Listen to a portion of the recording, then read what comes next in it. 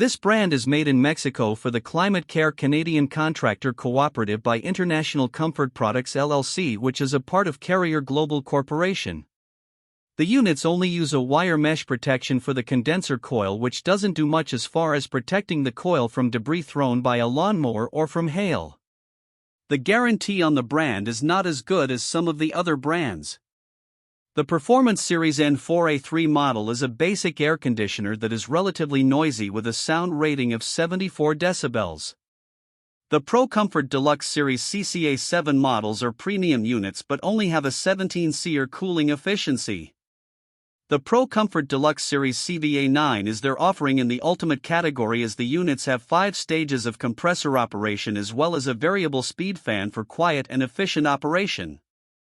They are about as quiet as a typical household refrigerator and feature SmartSense technology, which allows the system to adapt to changing weather conditions. They have the ability to communicate with the rest of the home's HVAC system through their ion system control to maximize comfort and efficiency. The units are backed by a pretty good guarantee that includes unit replacement in the event of compressor failure within 10 years of installation. This brand receives an overall 3-star budget pick rating from HvacRepairGuy.